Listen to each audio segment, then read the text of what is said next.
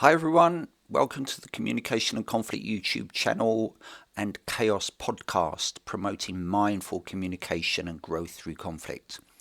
So today's video is the second video in a series of 3 that I'm doing on how to resolve disputes with neighbours.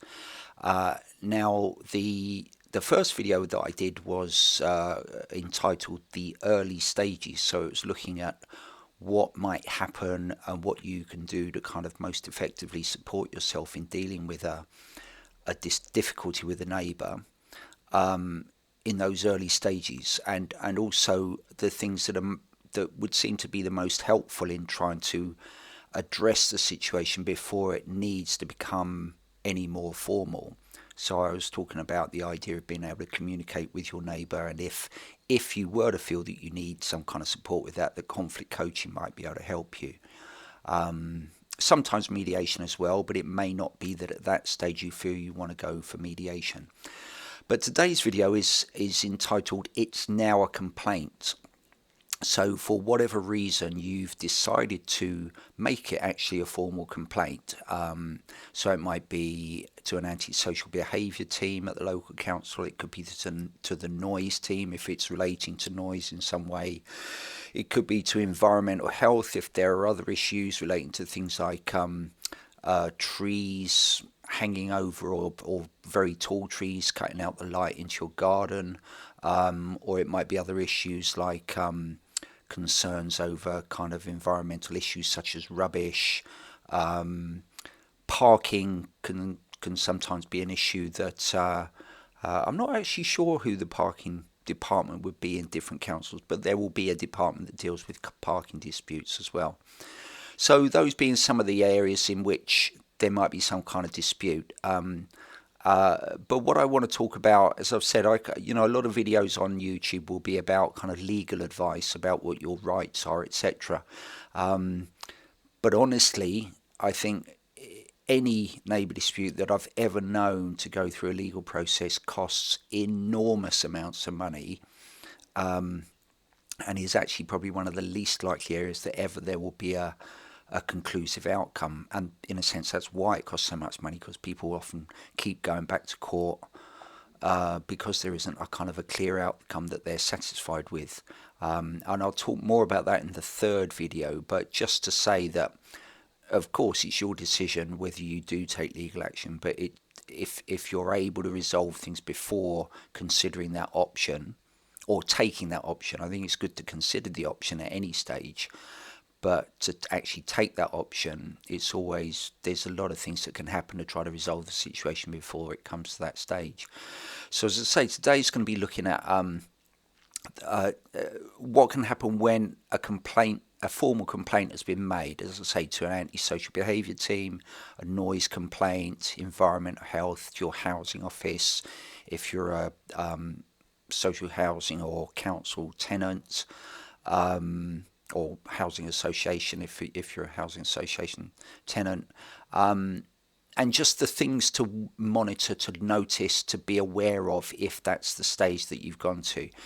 Now, as I said in the first video, if you make a complaint very early on, there's a strong chance that it might have been more of a reaction, and that you won't have looked into what it is you can expect from an agency. And so it may well be that they don't respond as you might have expected, and so it then sometimes can risk escalating things when there hasn't been an attempt to try to resolve it without making a formal complaint. But only you will know whether you've done it in that way or not. If you've really taken a kind of considered approach to things, looked into which agency would be the right one to complain to, checked out what they need to know, decided that that is the agency to go to if you can provide what they need to know, etc., then obviously you've thought it through. But if you've just kind of quickly picked up the phone and phoned someone, it's quite possible they won't either be the right agency. So sometimes people call the police over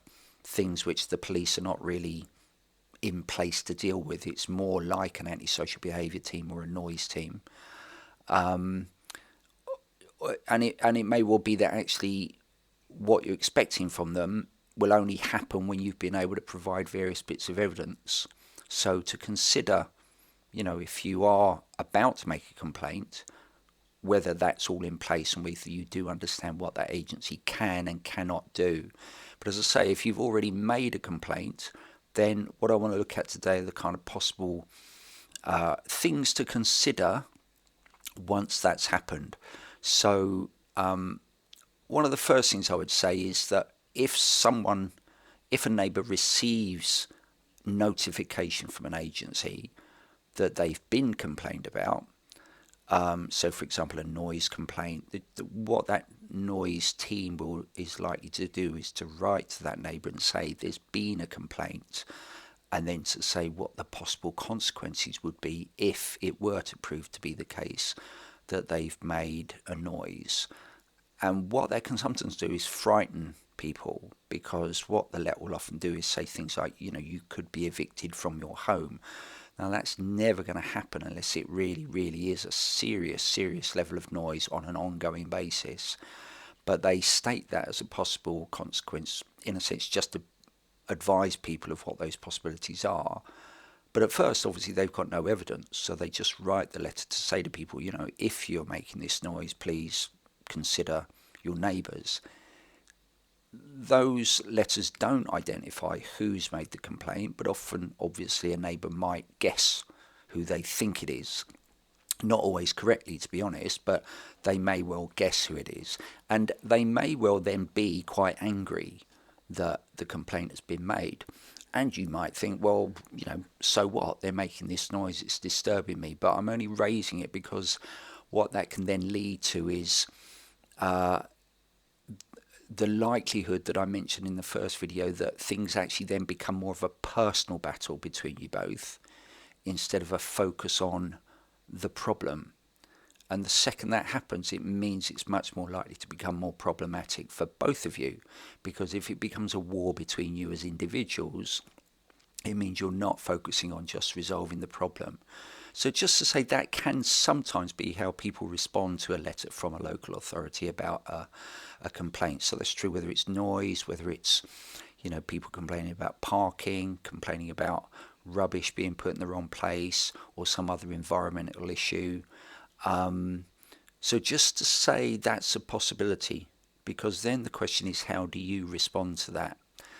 What can sometimes happen is the neighbour that has been complained about will then make a counter-allegation, which sometimes in a way you can understand might be possible, because they think, well, if they're going to complain about me, they did this thing, the other month or a year or two ago, and I let it pass, so I'm going to complain about them. So they might complain about a barking dog or something, or they might complain about something like parking, if they hadn't already made an official complaint. But it's more because they kind of feel a little bit threatened by the first allegation, so they make a counter-allegation. So all I would say is be aware of that possibility, because if you just get involved in allegation after allegation against each other, it's not going to resolve the original problem. So this is where sometimes the usefulness of mediation can be particularly relevant. But as I said in the first video, and I'll say throughout all of these videos, whatever you consider doing, be clear that it's what you want to do. So as I say, I'm a mediator, but one of the most important things to me is that if you ever have mediation, it's because you realise and think that it's going to be useful for you. I've been aware of disputes myself where I would say it wasn't appropriate to have mediation, because there's a very clear one-sided aspect to a dispute, where it really is perhaps very severe noise disturbance, and it's close to being proven to be so, and the individual might not have felt they wanted mediation. I would always say it's useful to, but they may feel that they don't want to try mediation because they think it really should be the case that the noise is dealt with by the local authority. So you've got to decide to do it at the time that you feel is right. I would never say not to use mediation, other than when you feel you're pressured into it, rather than because you feel that it's something you're willing to engage in with the other person if it's offered as a possibility. So not to feel pressured into having mediation. So I've heard sometimes housing officers, for example, say have mediation because it will look good in court. Well, first of all, you don't go to court over whether you've had mediation or not.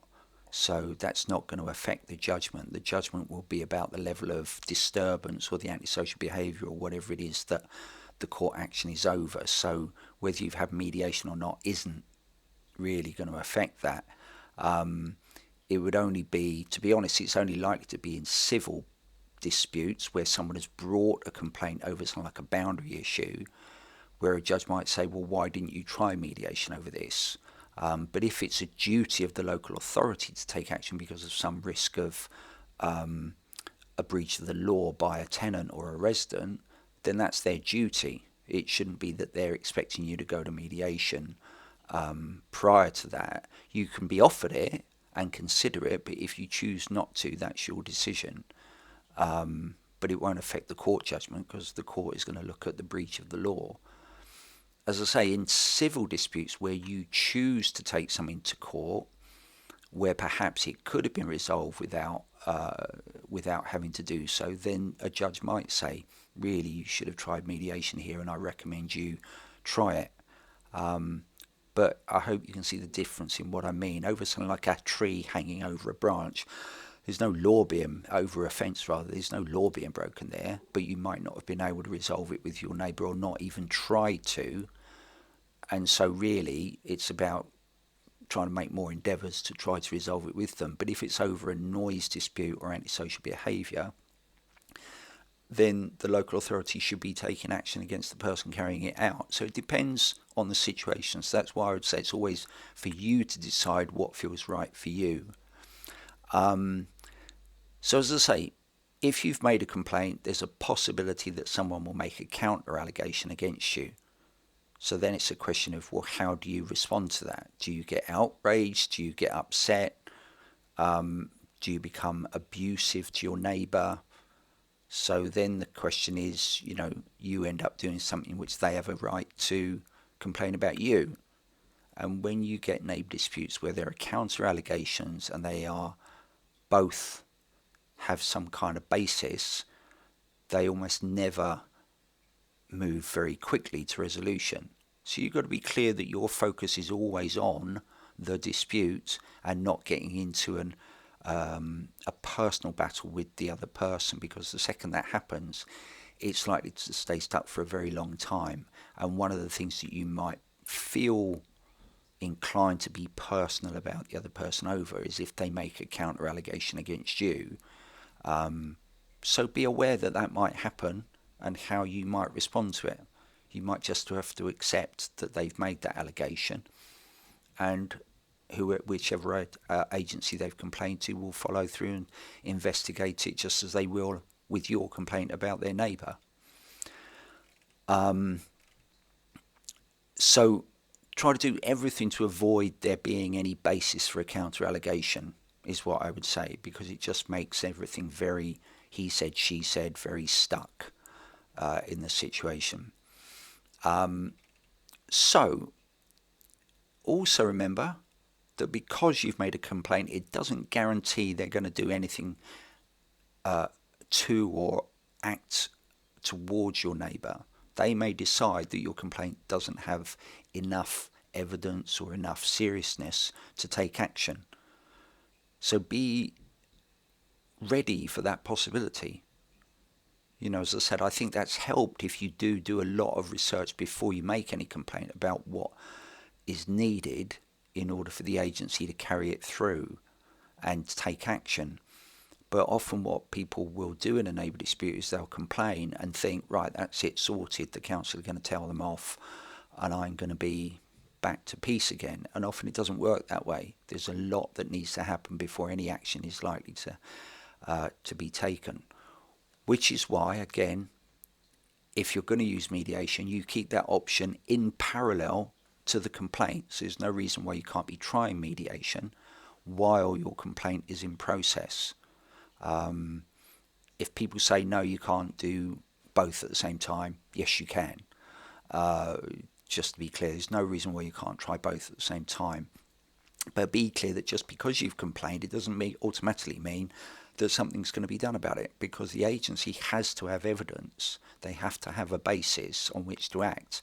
Otherwise, it's just your view against your neighbours. So be clear about that possibility, because that may be what's happened. Because obviously now agencies are becoming involved. It's becoming a more serious issue. So they can't do things just because someone says they're unhappy about what a neighbour has done. They've got to find proof. And they may not decide that there is enough proof or evidence or seriousness. Okay, so the next thing I would say is, if I give you an example of that, really, just to give you an idea of what I mean, with a noise complaint, for example, I said earlier that the local authority is likely to send a letter to your neighbour about it, but that's just a warning letter. It's just a kind of notification that someone's complained. It's not telling them to do something. It's just saying, there's been a complaint. You decide whether there's something you need to do something about. But they're not being punished in any way. They're just being warned. What the local authority will need before any action is taken over a noise complaint is there will need to be a witnessing of it by a noise team member. And so that means they will have to come to your home while the noise is going on and witness it. So just you telling them that you're upset by it isn't going to be enough. You will have to come to, they will have to come to your home, be inside your home and witness it before they will be able to take any kind of action. So again, that's what you'll need to do. They may ask you to keep a noise diary. So noise diary is another thing that I'm personally a little bit kind of cynical about, because I've never really known a noise diary to serve any purpose. And the risk is you then become so obsessed with the noise that you're spending all your time writing in a noise diary rather than actually just getting on and enjoying your life. What I would say is if they're a good local authority, in my opinion, they will give you the diary to keep for a limited amount of time. So it might be 2 weeks, could be up to 4 weeks. But if they just say keep a noise diary and don't give you any kind of idea of how long for, it suggests they're not really taking the situation seriously, because you could be keeping notes of noise disturbance for a year, and unless they kind of are going to do something about it, a year's way too long. They're either going to do something about it after a month of recording, and if they decide there's enough disturbance within a month, they'll use the diary as a basis on which to kind of take things forward. But if they don't give you a time limit for its use, then in a sense, why are you doing it? Another thing that can happen is in some disputes where, just to return to that thing about with the noise diary, what I would say is, and in another sense, that's analogous to any other kind of complaint that you're making. So it could be to keep a record of the things that you're doing about rubbish or about parking or about issues to do with, say, trees overshadowing your garden, etc. With any of these things, it's going to be important with an agency that you have a record of the things that are concerning you and when they're happening.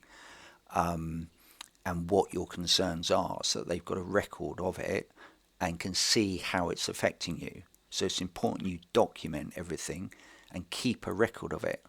So nowadays with emails, personally, I would say it's good to just send an email and keep a copy of the email. Don't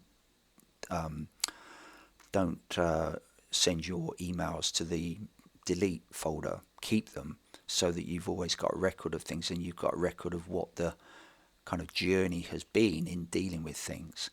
Another thing is, with all of these things, I'm saying it really so that you feel a sense of control over how you're dealing with the situation. I'm not saying these things with the view that you're going to go to war with your neighbour in court.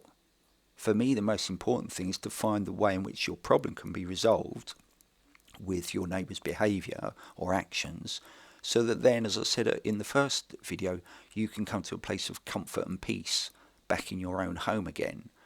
So when I'm saying keeping all these things, it's just that so that you can see for yourself and know that you've got a record of this is what I've done.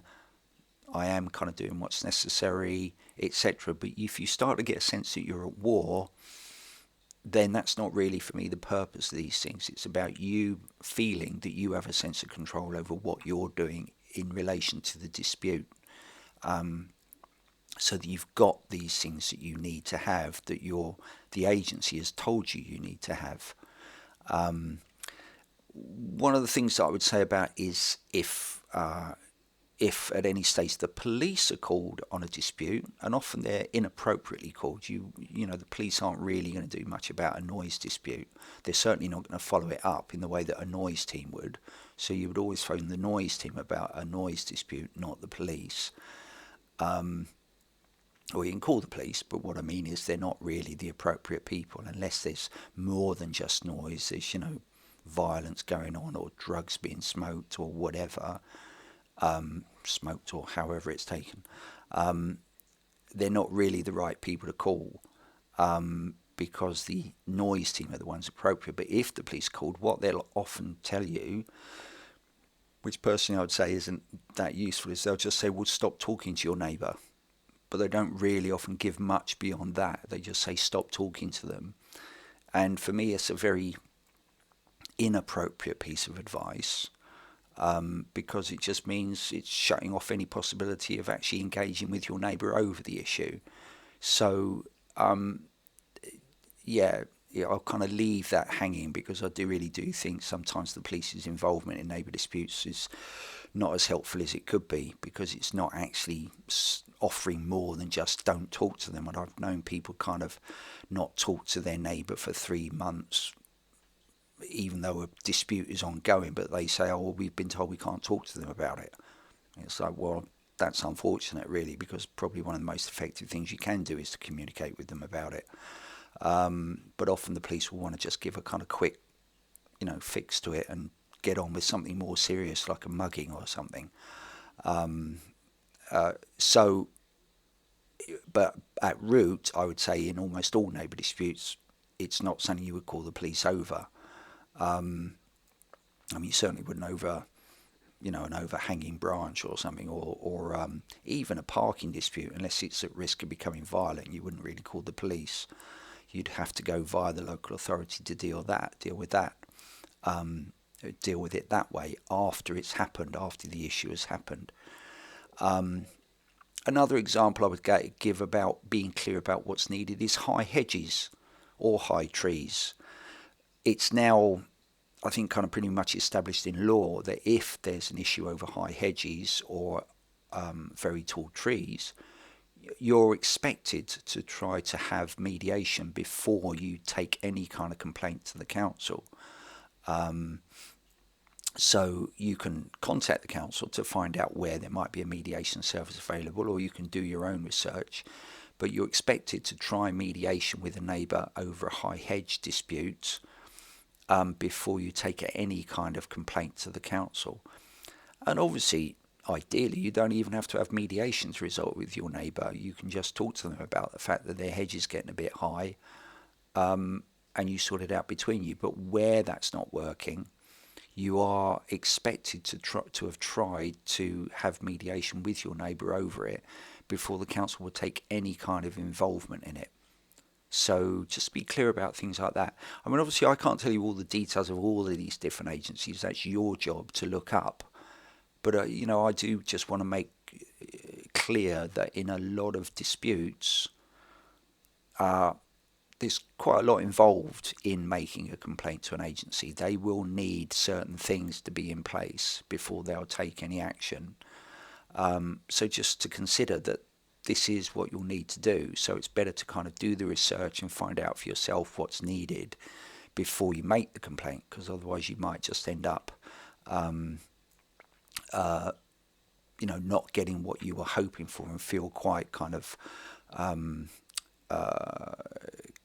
not knowing what to do next, because, you know, you thought making a complaint, they'd believe you, they'd take action, and it would all be over. And it's almost certainly not going to happen that way. But also to acknowledge that sometimes it really might not be that any agency can help you. So if I give you an example of when I was a director of a community mediation service, I remember once we had some communication from someone who said that they had problems with roots from a neighbour's tree causing a problem. I think it was in their back garden. I don't think it was the house, but it was in their back garden. They said they'd been to the council, they'd been to environmental health, they'd been to citizens advice and another agency that I can't remember, and they said, and none of them can help me. And I think in a way the point was, well, no, they wouldn't be able to. This is something they have to deal with themselves. In some cases, tree roots can cause damage, which might then need legal action, but often they're not going to cause that, or they're not going to cause enough damage that it's going to be viable to go to court over it. So sometimes acknowledging what can I do first of all is the most important thing, and to understand that agencies may not be able to do anything for you. So to consider, what is it that I think an agency can do? And even if you've already made the complaint to the agency, to actually sometimes even then stop and think, well, what is it I do think they're going to be doing for me? And is that reasonable? Or is that likely? And so what else could I do anyway as well as that? So that you're always keeping options for yourself in a situation. Okay, I think that's it. I think that's what I want to say. But the main thing I would always say is to be aware of where you're starting to feel it's a personal issue with a horrible, horrible neighbour, and you're seeing them as really horrible people, and they shouldn't be allowed to be like that and all that. If you're starting to feel that way about it, it's not going to help you. You've got to keep your focus on what's the problem I'm having with them. Is it over their parking? Is it over where they put their rubbish? Is it over their cat coming and pooping in my garden? Is it about their noise? Is it about their hedge? So that you're keeping your focus on what the problem is, so that whatever feelings you have about them as individuals is not becoming part of that. Because the second that happens, you're dealing with something that nobody else can solve. And even an antisocial behaviour team aren't going to do something because you think they're a horrible person. They're only going to be able to do something if they've carried out an action or behaviour which is deemed to be illegal. They're only going to, the environmental health department's only going to be able to do something over the rubbish. They're not going to be able to do something about your feelings towards the neighbour. So I hope that distinction is clear. If you make it about trying to make out your neighbour's a horrible person, no one's going to be interested, because they might say the same thing about you. But if you've got proof and evidence of the thing that's happened, that's where your focus needs to be, so that then you can deal with that. And when you do it that way, quite often you don't have to almost concern yourself with your feelings towards the other person, because you're creating that comfort and peace in your home through your own actions. So you're getting what you want from it without it having to become a personal war with the other person. But also with the theme of this video, to be aware of what the possible consequences of it having become a formal complaint are, both in terms of how your neighbour reacts to you over that, but also in terms of what you expect those agencies to do on your behalf, and what you need to do to assist them in achieving that. And sometimes also accepting that you may not be able to provide what they need. So it will be back to you resolving it directly with your neighbour. And that's where things like mediation and conflict coaching comes in. So that's what I would say is the three kind of points I want to make in this particular video. So that you can kind of consider, well, how am I dealing with this? What do I need to take on board? What if my neighbour does make a counter-allegation against me? What will I do in response to that? The challenge that I see there for a lot of people is that they take it very personally and then become involved in the personal attack. You're lying, you're just doing this because I complained about your noise, what you're saying is a load of rubbish, and then it goes off like that. Whereas you might just have to accept, okay, they've made that complaint. The agency will have to do their investigations. I'm confident I haven't done it, but I understand that's what my neighbour maybe decided they wanted to do. in response to my complaint. But the most important thing is you don't become involved in a personal insult battle with your neighbour. So, going to leave it there. Hope you found it interesting and useful, helped you reflect on your situation, helped you decide how you might take things forward.